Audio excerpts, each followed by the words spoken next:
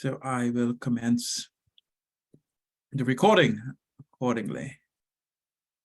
I'm hoping that a number of you folks may have joined us before, but for those who are new, welcome. And I want to certainly focus on today's session in particular in terms of the subject matter and really bring to the forefront the reason and the focus for this particular focus. So today's session is certainly going to be focused on incorporating advocacy into daily practice. As we know, there's so much going on in the field, particularly issues that impact our ability to provide service to the most vulnerable population and our ability to maintain our own efficacy and well-being while we provide this vital and critical service to the population that is still in need of our commitment, our service, and our best practices, and certainly what we can provide in terms of supports and services to the folks on the receiving end of what we do each day. So, as usual, I want to certainly remind you that today's meeting is hosted by DBHR and through the Washington State Healthcare Authority. And this is an interactive meeting, and we certainly invite questions and hope that you participate as best as you can. Please be reminded the slides and recording will be sent via email to you subsequent to the presentation by a representative of DBHR. I also, as a matter of course, put in the chat a PDF copy of today's presentation. So if you want to follow along while we engage, that's absolutely fine, and that's the best way to do that. But for those who are unable to do so, please note that the slides of the recording will be forwarded to you by a representative of DBHR. So usual housekeeping, certainly want to offer people the opportunity to engage via the chat and ensure that if you're unable to access the video opportunity,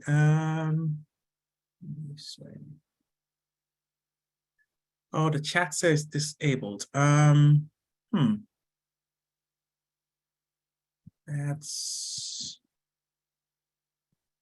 I will see how best I can address that during the course of our engagement. I'm hoping that I'm able to resolve that. My apologies for that occurrence. Let me see if I can enable the chat here. Give me one moment.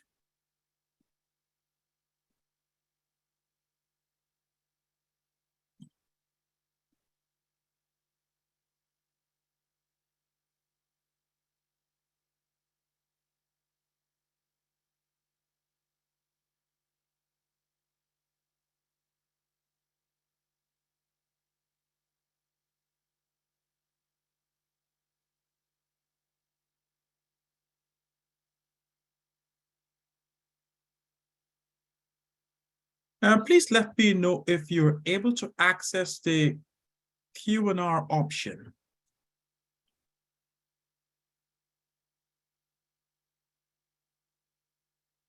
So I can determine if that's a feasible option for us.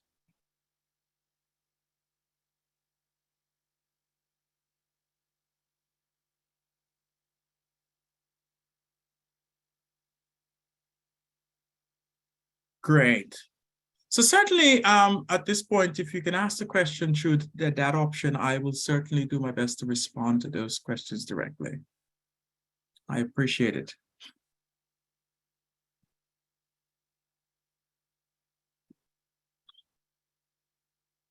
So for those who are new to us, I am Earl Leach. I am a senior training and consultation specialist here with Rutgers School of Health Professions and the Department of Psychiatric Rehab and Counseling Professions. And we are contracted by the Washington State DBHR to present this learning community, to coordinate the learning community, to engage in topics that are of critical importance to folks providing services in this arena. So today's takeaways, are what we deem our objective. We want to be able to recognize the importance of advocacy and advocacy capabilities in professionals' daily practice. So we're looking at what are some of the standard quality and practice and skill that should be visible and should be discernible and should be available to professionals providing services in all the arenas across FCS. We want to describe the dimensions and domains of advocacy competence for professionals. What are those standards? What are the dimensions and the values that drive those standards?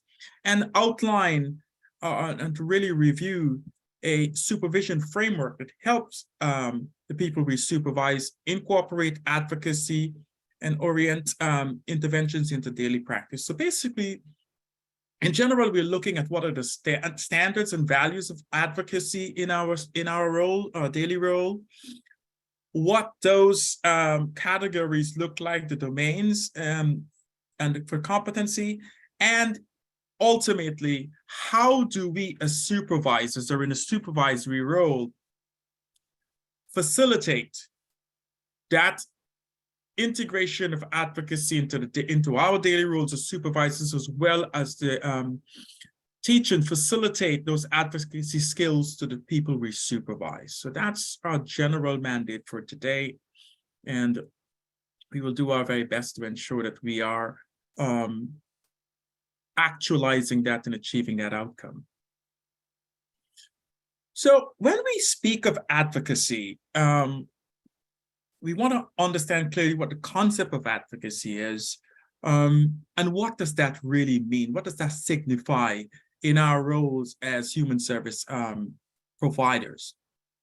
So according to the National Association of Social Workers, NASW, advocacy is the act of arguing on behalf of a particular issue, idea, or person. So it's really representing that person's interests and projecting and promoting that person's need within the frame of their life, really raising awareness to the needs and desires and expectations and rights of the people we serve, and promoting those rights at all levels. And we'll look at the levels where those concerns are promoted and emphasized and aired and make sure that they're heard. And in doing so, the hope is that we will really address oppressions or obstacles standing in the way of those things being materialized, reducing stigma and discrimination consequentially through the efforts of promoting those rights. So as we know, social workers and counselors and most of our professionals within the human service field really advocate on behalf of clients and communities in many ways. And not all of it is really directly related to at the client level or providing that service at the client level, but it expands to policy and impacting the people that actually create and enforce those policies. So we're talking about advocacy at all levels, and we'll look at that more succinctly as we go along.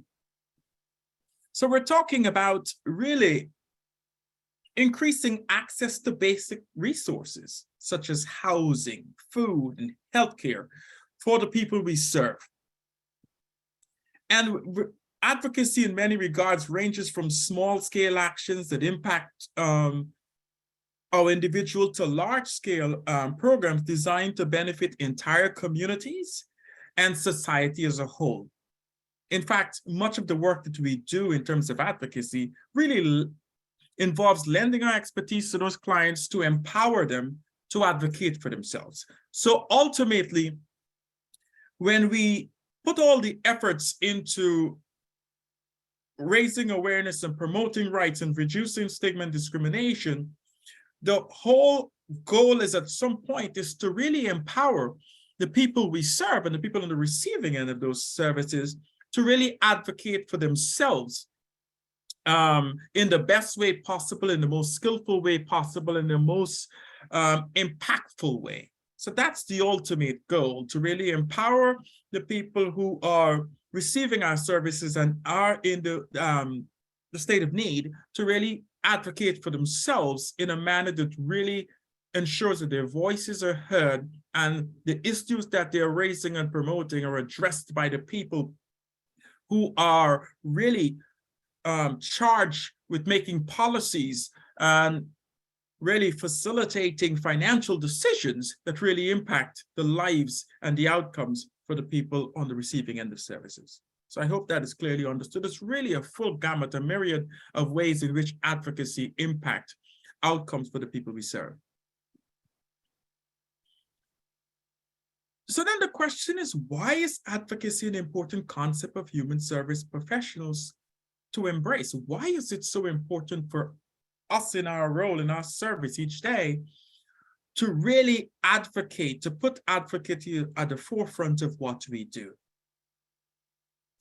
In essence, both the Social Work Association, NASW, and the American Counseling Association really has advocacy as a core component of what they do and why they do what they do.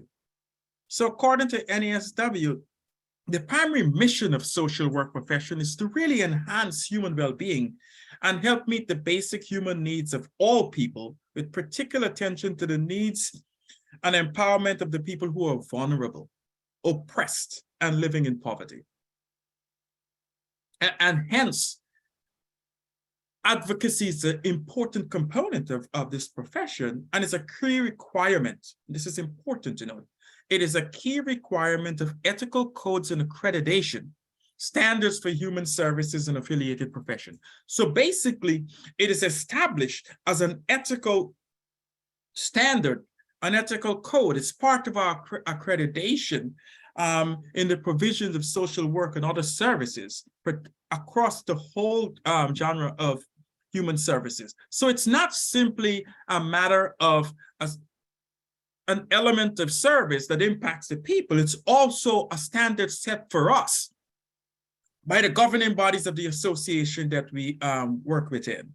So it is an expectation that we uphold that role and responsibility in an ethical manner that best serves the consumers that we provide services to.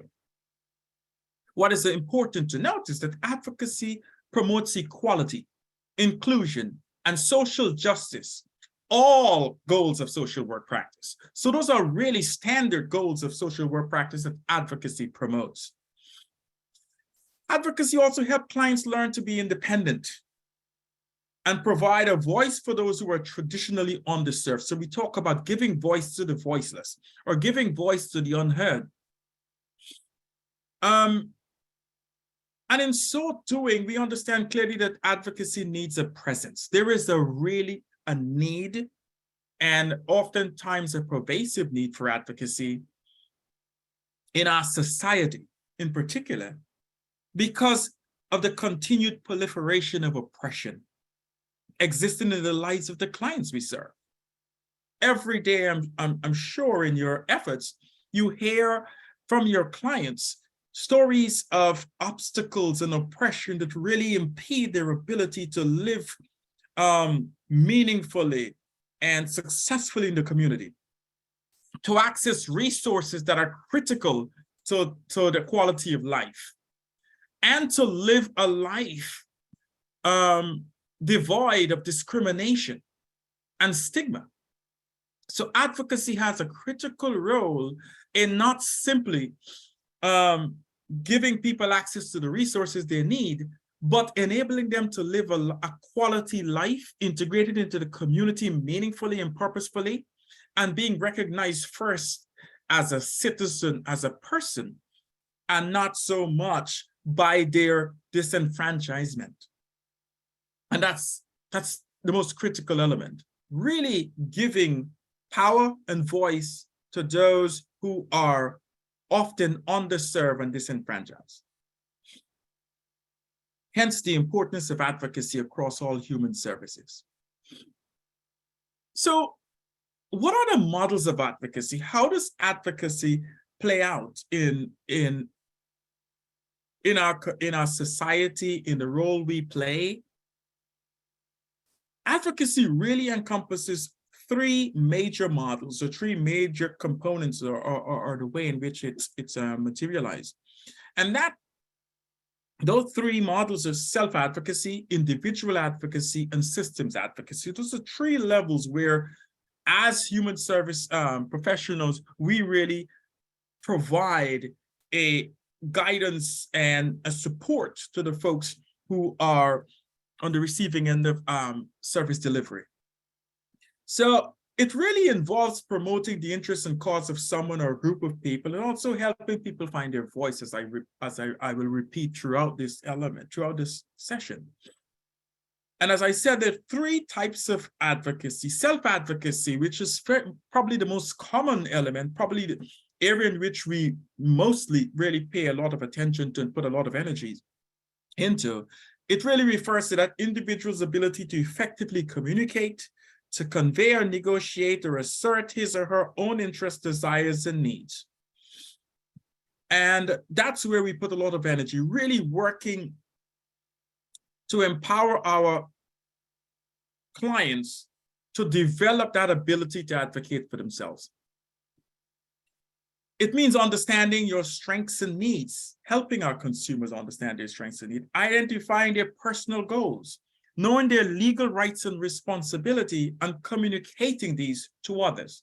So it's really empowering our consumers to speak to their rights, to their responsibilities, to their needs, to the appropriate forum where those voices, those assertions can actually be responded to by policy and resource allocation. So that's critical and important when we look at self-advocacy. Individual advocacy, on the other hand, really takes on two different forms. We talk about informal and formal advocacy. When we speak specifically about informal advocacy, we're talking about friends and family members or agencies that speak out and advocate for vulnerable people.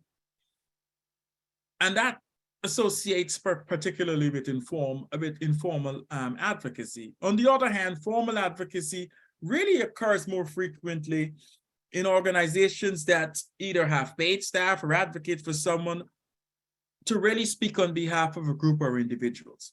In many cases, our role as human service providers really encompass that formal advocacy, where that's our job. We're actually paid, we have that responsibility. It's actually within our service provision to really advocate vehemently and meaningfully and purposefully for the consumers that we serve. So when we speak to the third element, or the third model or approach to advocacy, we're talking about systems advocacy. So we're talking about really addressing the concerns of our consumers at the system level. We're talking about changing policies and laws and rules that impact how people live their lives. And these efforts are often made at the local, state, or national levels. So we're talking more about changing laws and policies, written or unwritten policies. So often the different approach to advocacy or the different models of advocacy really depends on the type of problem that you are facing and who has the authority over the problem. So that's important to note in terms of really aligning the advocacy approach or intervention with the appropriate issues or concerns that you're addressing. But oftentimes it occurs at those three different levels. And we will take a look at what level we're mostly concerned with, or what level we mostly put a lot of energy, and where there may be need for greater emphasis at a different level. So we've talked specifically about those different types of advocacy level. We now want to take a conscientious look at understanding where those levels are and where those approaches are and where the energy is really directed. We want to ensure that the people who are actually responsible and charged with advocacy develop and have the level of competence that allow them to do so successfully and impactfully. And that really goes across all of our different credentialing or areas of association across human services, from social work to counseling to psychology, as that may be.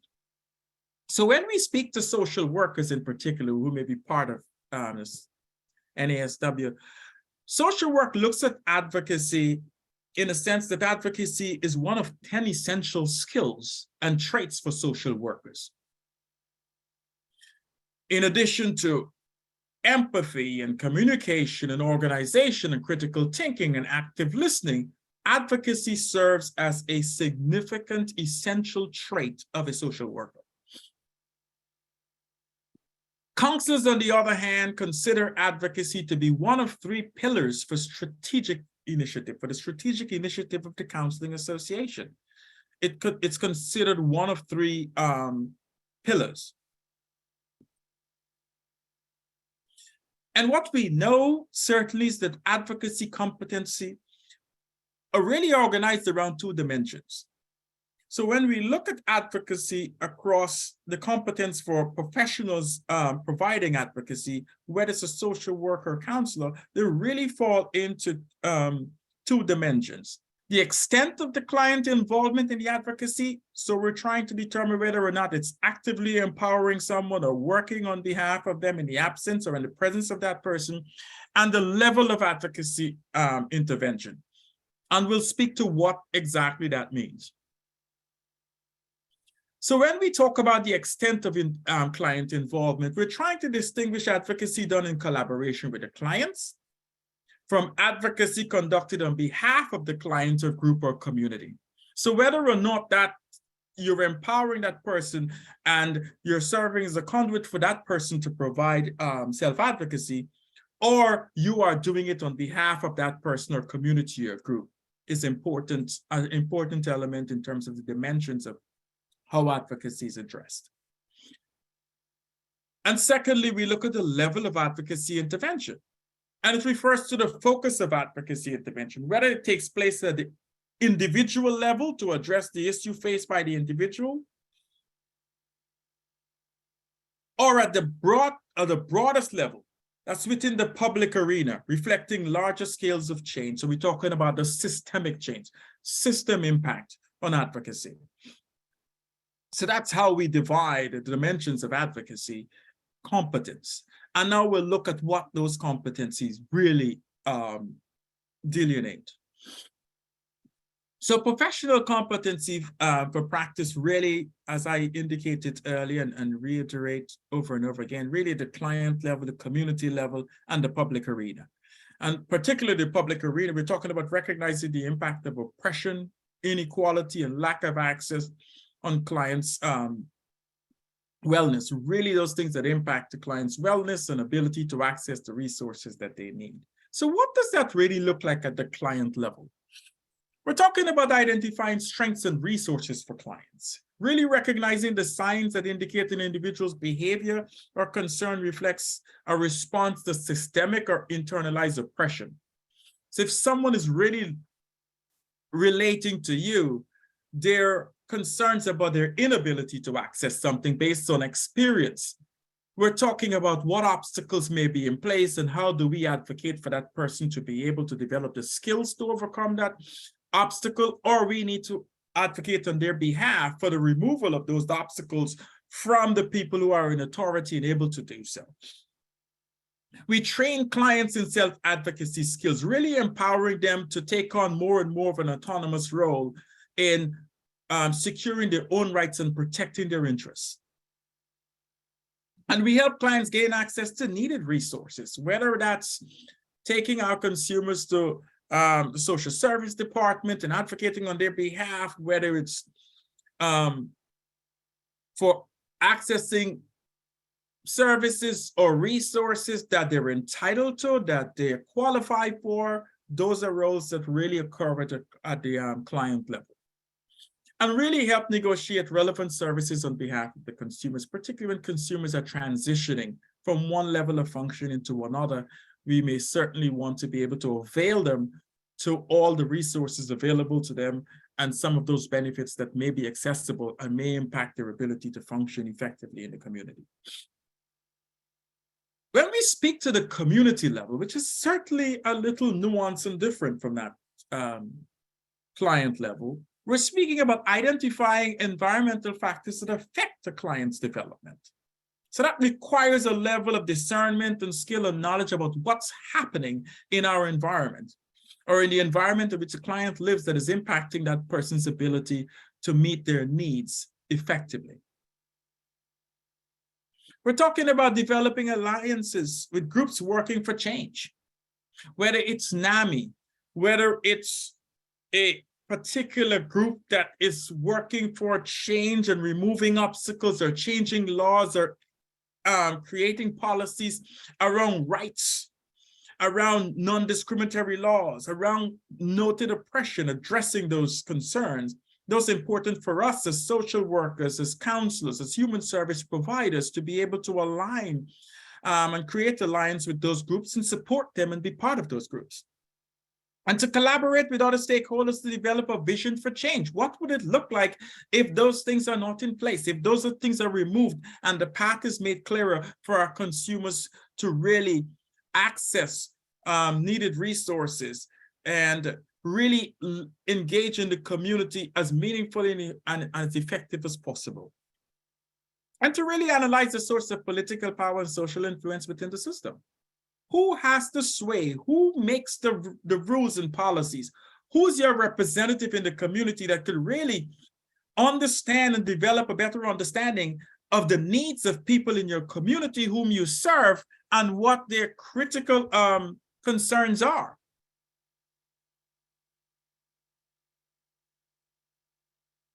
So I know Jill asked, what's an example of what a self-advocacy plan look like? In essence, when we, and thank you so much for that question, Jill, when we talk about the self-advocacy plan, we're really talking about really having an understanding of the client's specific needs, and that may be around resources, that may be around addressing discrimination, that may be around accessing critical resources like housing or benefits and so forth, and really working with that person around an action or a change plan that may really reflect assertiveness training to help that person speak clearly and assertively when they're actually engaged with the providers. Or it may require modeling with that person or doing some work with that person in an environment that really reflects an opportunity for them to practice those skills and develop confidence and competence so that when they are actually stepping into those arenas, they're able to do so. Understanding where to get supports, helping the consumer access natural supports in the community, whether it's for someone to provide guidance or to provide just supports for them as they engage in the community. Those are some efforts and interventions that may really solidify that self-advocacy role. So it's really about empowering that person, not just in terms of learning skills, but accessing natural supports outside of the professional engagement that allows for a really natural, normative kind of engagement. Tantamount to when we look at a situation where a young person may be actually trying to enter college, where their parents may be there to support them. Similar in that way, we have a consumer who maybe just been discharged from a state hospital and may need some guidance around, for this is maybe the first time they're applying for benefits, this may be the first time they're actually sitting in that seat determining what services is best for them, what service may best suit their needs, really having some guidance and support and empowerment around how to ask, follow through, and attain those services that they're, like I said, eligible for and require. So I'm hoping that answers your question, Jill. So we spoke specifically about a community level of advocacy in terms of recognizing and dealing with resistance, really understanding what's happening in the environment that may be negatively impacting our consumers, and really providing guidance, supports, and actual interventions that allow us to develop connections with the appropriate authority, appropriate groups, and enable us to really do our best to remove those obstacles from our consumers' path and to really guide them in terms of how best to meet their needs in concert, in collaboration with groups that are already dedicated to those efforts. Like I said, an example would be NAMI really being part of that conglomerate, part of that connection and alliance, working to impact community level misuse.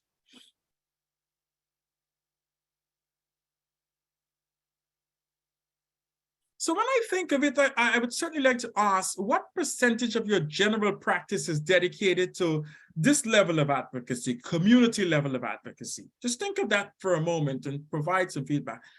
What level, what degree of your, or percentage of your general practice is dedicated to community advocacy?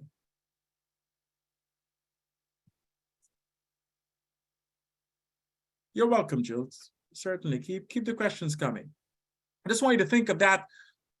I know for a fact that there is really a need for greater involvement of human service providers in terms of advocacy at a community level, where we're actually working in alliance with advocacy groups and really paving the way for policy change, for changes at the community level. We'll also speak to advocacy at the public arena level, which oftentimes we've heard feedback, and the research has shown that oftentimes providers, particularly frontline supervisors or frontline workers, don't see themselves in the role of advocacy at the public arena level. Oftentimes we take for granted what kind of impact we may have at that level. So when we speak about identifying and collaborating with other professionals who are involved in public awareness campaigns, those are some efforts that have already in place, and we need to join them, we need to align with them, and we need to be sometimes at the forefront of those efforts. To seek out and join with potential allies. Know that if you're in this field, you know, part of your ethical responsibility should really be to know the alliances that are already working on public policy and public arena advocacy, and to be part of those efforts, to know them at the minimum, and to be part of them in general. To support existing alliance for change. Whether it's by voting, whether it's by speaking to your local congressman, to your representative about issues that are critical and important, the laws and policies that are on the books or are being considered, how they may impact your consumer and your consumer's wellness and quality of life and ability to access resource. And to maintain open dialogue with communities and clients to ensure that the social and political advocacy is consistent with the initial goals. To really be able to look at what you do, why we do what we do, and are we actually impacting policies and laws at that level to impact outcomes for our consumers. So it's critical for us to get a sense that advocacy is not simply limited to just working on behalf of our clients at the client or individual or group level, but it's really also about impacting policies and decisions and allocations of funding at the public level.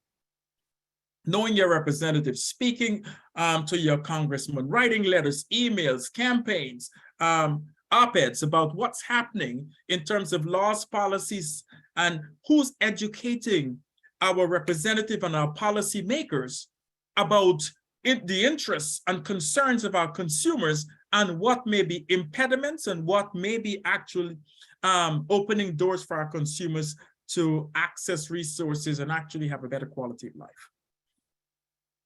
So those are essentially our framework for advocacy at the different levels. And we must continue to help our consumers advocate for themselves, particularly in the mental health system. Is so critical because as we see each day, the impediments are often overwhelming and oftentimes growing more and more each day. We think about how we can guide and support and empower our consumers to advocate for themselves in the mental health system. And that may start with simply understanding clearly how that person advocates for themselves in the system.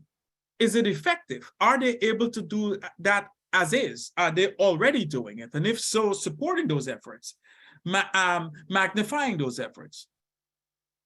And if not, really aligning ourselves with our consumers to ensure that they're aware of the skill need and actually welcoming and open to actually developing those skills, or interested in doing so, motivating them to be able to access those skills and practice those skills. We think of asking a consumer, whom can you ask for help if you have a problem with the mental health system? Does the consumer know how and whom they should ask for help? It's important for us to educate consumers that they should know who their consumer advocate is at the mental health center. And that person actually has a job and a responsibility to provide that support and that guidance and education, to advocate on behalf of them at that level. And think about who on your treatment team, you feel comfortable and connected to and trusting to be able to advocate on your behalf or to help you advocate for yourself. Someone who listens to your problem, someone who asks questions, who remembers what was said in the past conversation and offers suggestions. Really find a connection with a person who already exhibit those traits and skills and be able to maximize those. So, given that this is a mandate for us, this is an ethical expectation and an accreditation standard for us, it's important then for us as supervisors to know, how can this be taught and supervised and supported so that our staff not only understands the importance of this role, but practice it in a competent way and in a way that is also meaningful and outcomes oriented? How do we facilitate that? What kind of help, assistance, support, guidance, and tips do we provide to our supervisees to ensure that they are aware of the competence, they're practicing those competence, they're striving to meet those competence, and then they're practicing those skills and gauging the outcomes for our consumers? So we talk about the implications for supervision as it relates to advocacy.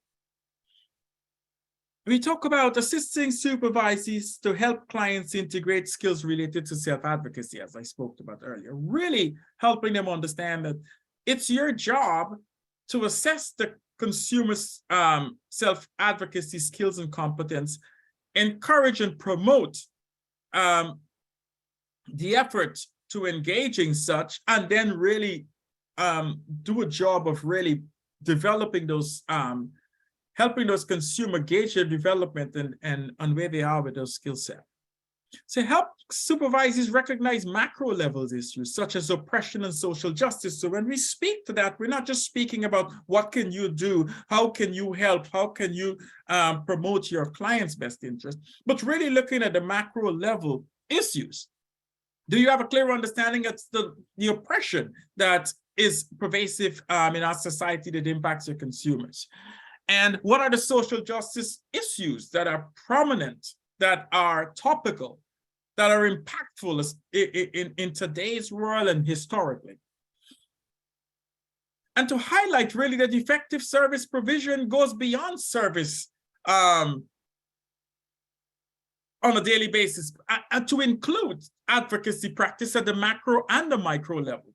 So really helping our supervisors understand clearly that effective service is not simply providing supports to our consumers in terms of interventions and treatment, but it also avails itself to advocacy, to impacting those systems and community levels to be able to create, like I said, an atmosphere where the consumer's rights are actually validated and promoted, and resources and accessibility to those resources are made even more available. And to reinforce that advocacy is a process of professional development. It is part of your professional development to develop competency in advocacy at all levels. And really to recognize that it's not really an appendage or an adjunct to the professional's role, but central to the day-to-day practice. Because sometimes it's easy to take for granted. If we are not able to impact policies and financing in terms of allocations of funding and rules and regulations that really impact our service and clients' access to our service, grassroots efforts are not just enough. We have to be able to impact those concerns at all levels and see ourselves as instrumental to really making efforts to impact those levels. And that's a critical element, to fully understand that your role encompasses advocacy at all levels and is not merely limited to just providing interventions and treatment at just the treatment planning level, but to really look at it in a global sense. And I hope that's kind of clear to all of us, that advocacy has that level of impact and it's vital to what we do. And Joel asks, how do we access advocacy competence of our staff? And we'll take a look at that. Great, that's a great question. I want to make sure that we address that. Fully understanding as a supervisor, it's a salient role of yours to really promote, teach, and facilitate advocacy on behalf of your staff. Understanding what advocacy is and being able to put advocacy into action. Being aware of your willingness to stand against oppression. So really taking on those roles, modeling those roles for your supervisor is probably the most critical element of advocating. Really being able to serve as a model to your staff. You are actively advocating really lends itself to your staff mirroring those efforts and taking the lead. Oh, look, okay, Joel said the question is assess. And there's certainly ways and instruments for assessing competencies around advocacy of staff. And we'll get, try to get to that as quickly as we can. So there's some inherent challenges for supervisors in terms of facilitating, teaching, educating, engaging, and measuring and assessing advocacy for your staff. Really, how do you develop advocacy-specific educational interventions? There's specific educational interventions that you can develop for your staff. Providing real-life practice under supervision, so your staff can actually have those actualized experiences and you can provide some feedback. The two elements of theory and practice can be brought together. So really not just teaching about advocacy, but demonstrating that in terms of practicing and really gauging those two integrated. And really the integration of the psychological and systemic issues with impact clients. So really looking at supervision as an instrument for promoting advocacy for your supervisors. So how do you empower your supervisors to become successful advocates? We talk about really understanding it's your responsibility to raise the issue of diversity, power, and privilege. Speak about it. Don't simply wait for your staff to bring it to bear. You need to be talking about it and really gauging that person's level of understanding and awareness and competence around those issues. And develop a model for teaching supervisors to be advocates. And there's lots of toolkits. I'll give you two at the end of this where you can actually use as practice models for your staff. So there are toolkits that they can use for advocacy, which goes from writing a letter to learning how to speak as an advocate and all the traits and qualities that are required. Help the supervisor understand that advocacy exists at different levels. So we talk about teaching advocacy and the models of advocacy at the at the client level, and at the systems level. Helping your supervisors implement advocacy competence into counseling practices. And how do you provide those supports and consultations to supervisors in their efforts to become more competent at those levels? So what are the strategies? Assessment of supervisees' cognitive complexity. And I'm hoping that's speaking to the question asked by Joel. Assessing how effective supervisee can observe, integrate, and use abstract information and integrate those multiple perspectives. So really assessing that person's abstract thinking, that person's ability to really internalize those elements. And really develop their cognitive complexity. And have focused discussion, help supervisors examine their position on power, oppression, and privilege, and how it influenced their work with their clients. Where do they see themselves in relation to those issues? And to engage in reflective interventions with your supervisees, using reflective questioning, genograms, mapping worldview, and social capital, and a lot of those are really clearly discerned or defined in the toolkit. And really looking at it even at the treatment planning level. So really speaking to those elements in your supervision practice.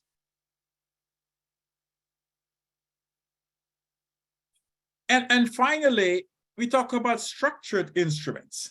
Using questionnaires to facilitate supervisees' exploration of social identities and system of privilege. So there are questionnaires that you can ask, very clear questions, to get a sense as to where your supervisee is in terms of their awareness, competency, and ability to perform advocacy role at all of those levels. So there's lots of elements and instruments that are used at that level. So particularly, most significant in this element is really providing opportunities for your supervisees to practice those skills, those basic skills, those advanced skills, and to get a sense as to where they are from your feedback and guidance and support.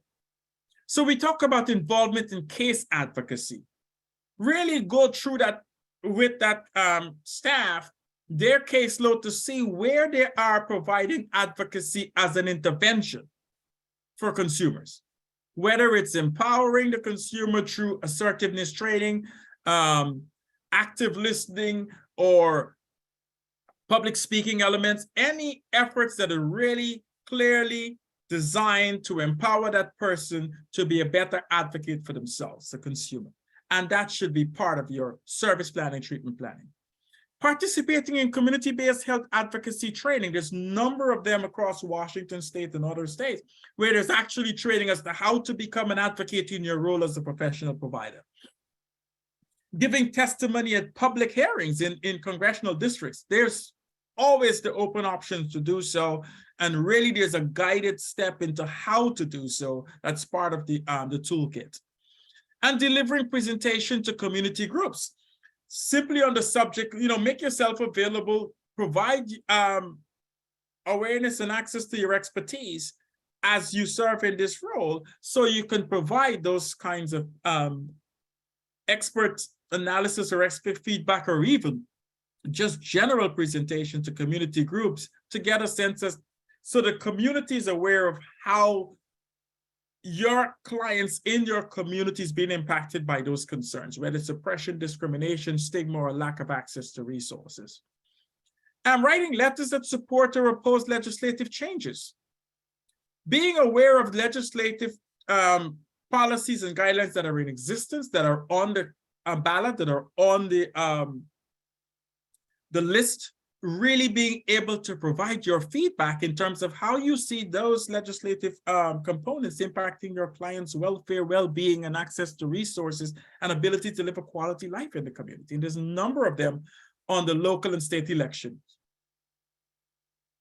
And really participating in lobbying efforts, a great way to know what's happening politically in your communities, to be participating in that around social justice issues, from voting rights to affordable housing, refugee crisis. We're talking about healthcare, hunger, education, gun violence. There's so many issues that lend itself to lobbying as providers that really we can look at as really impactful in our consumers' life. And there's a number of barriers to social advocacy, as you may be aware. Sometimes it appears to take too much time and energy and personal resources. Oftentimes, agencies may not allow folks to, like you said, do lobbying and do those other elements. And it may require some self-sacrifice in terms of your own personal hours to be able to do that. Oftentimes, advocacy is misunderstood and often perceived by social workers as a confrontation between professional agencies and decision makers. And that's not of true or valid. You can certainly be supportive without actually being confrontational in that element. The ability to devote time and energy to direct service provision may certainly impact your time and effort you have to advocate, but it should not limit. It should certainly serve as another obstacle that you may have to find ways around or over. And really understand that both your ethics and your accreditation standards as providers really require advocacy at all levels. So I spoke to the assessment tools and the toolkit. So one of them certainly is the American Counseling Association Advocacy Toolkit that really guides you in terms of every step that you can take. All the traits and competency that are required is part of that toolkit. And that is available to you in the element. I will provide those links that you can actually go access those particular elements. And that's critical to know. As a matter of fact, I'm going to step out of this so I can actually put the American Counseling Association in the Q&A so you can have access to. As a matter of fact, I'll put that in the chat. So this will all be available to you when you receive the today's presentation. It should be in the PDF as well, so you can access it using that element.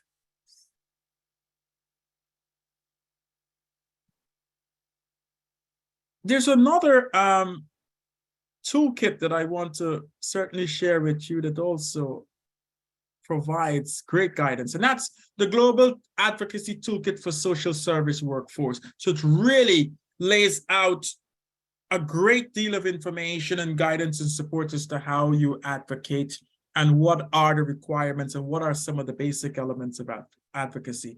I want to take a few minutes to a quick minute to give you some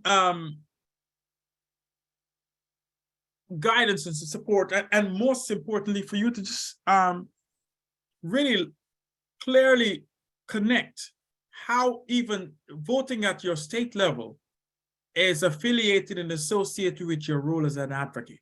And that's kind of critical and important, particularly we're in the season where a lot of the state elections are occurring, and it's critical and important for you to vote and to promote and to encourage your consumers to vote around issues that also impact them. That is certainly part of their self-advocacy skill set that may impact everything that you do and they do and how they're able to access their supporting elements. So that's important to garner. So I want to quickly, if you can, spend a minute. When you go to the polls, you have many choices to make. Choices that impact you, the people you care about, those in your neighborhood, and across the country. Your vote also has the power to help people with mental illness. But with so many issues taking front and center on Election Day, mental health often gets lost in the noise. What if we told you you're already voting on mental health? When you vote on the economy, you should consider the local grocery store manager living with bipolar disorder. Mental illness costs the U.S. economy billions in lost earnings every year. Treatment and employment services help people with mental illness get work and stay in fulfilling jobs. When you vote for education, your vote affects the teenager thinking about suicide. Policymakers influence how our schools provide help and resources for students experiencing mental health conditions. A vote for health care impacts your neighbor who is struggling to get out of bed each morning. People depend on public and private health care coverage to get help, including the ability to find a mental health provider and access appropriate treatment. But mental illness affects more than just the people experiencing it. It impacts caregivers, including parents, children, and spouses, entire communities, the entire country. While 1 in 5 people experience mental illness, 5 in 5 people are affected by it. On election day, there will be many issues at stake. When you're at the ballot box, remember our children, parents, partners, and workers in communities across this country who are all counting on you to vote for mental health. Go to voteformentalhealth.org to learn more. And that's, I think, probably one of the most important elements of advocacy that we can be part of. We can promote, we can encourage our consumers to take part in, to understand clearly that's available to them at the most basic level. And that's the vote, to speak directly to policymakers, to impact those policies and the initiation of those policies that may negatively or positively impact them. And that's a critical element in terms of our role in enlightening, guiding, and supporting our consumers in making those advocacy actions and interventions on their behalf and on behalf of them from our standards. So one of the ways of doing that is really go to voteformentalhealth.org and to really look at the policies that are currently at both the federal and national levels that may impact both mental health and just general behavioral health across the board. So that's certainly a way of doing it. Voteformentalhealth.org.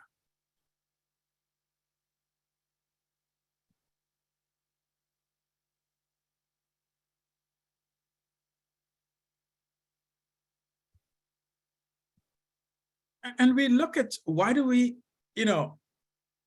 what you can do to really engage and educate policymakers around mental health concern. It's a critical element of what we do, particularly in the mental health community, to ensure that we are hitting advocacy at all levels, because we do a great job, I think, on individual advocacy, self-advocacy level. The gap really is in the area of systems and community advocacy, and voting and certainly speaking to your legislator and to your representative is one way of impacting advocacy and issue concerns at the systems level. So you really can talk to campaign staff, which really, if you're unable to get your representative or your legislator or your congressman, that's a great way to ensure that those issues are voiced or raised or present in the ear of the people who make those decisions, because you can't assume that your congressman or your representative really is educated or knowledgeable of issues that really impact your consumers. Your job to ensure that they are constantly aware of those concerns, using certainly the many avenues from the internet to letters to simple phone calls to really give them an understanding and awareness as to what's happening in the community that's impacting the most vulnerable people, and oftentimes those who are in many ways undeserved. What's critical and important to remember is that you need to practice advocacy in whatever form it may be. We all are not gauge, designed, and confident and competent at advocacy at all levels, but we should do it at any level that's available to us.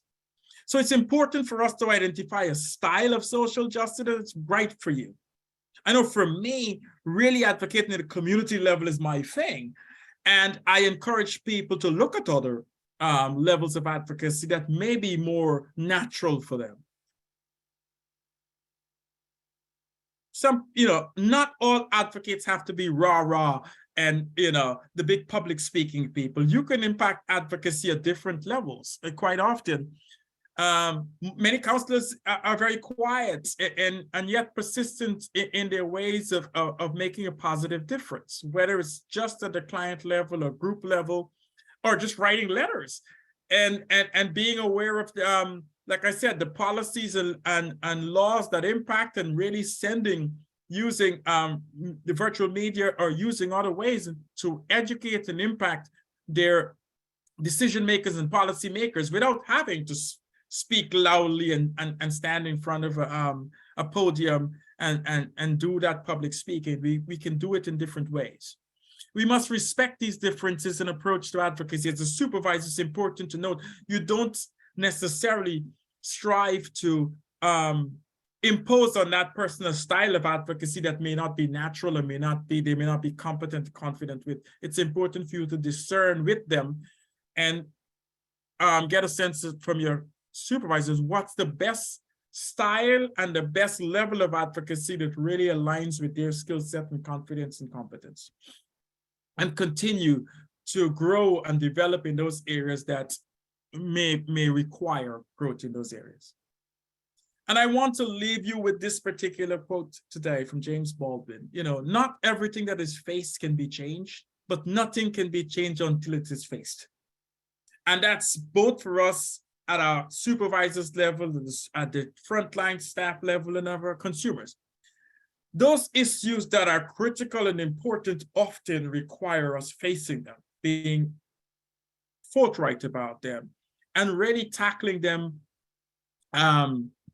concertedly and competently, because we are constantly aware that we are serving the most vulnerable people who require the most support and help, and who oftentimes are voiceless or don't have the capacity, the wherewithal, or the actual ability to speak on their own behalf and advocate for themselves. So sometimes we have to do it on their behalf, and then while educating them in becoming more autonomous in the role of advocacy.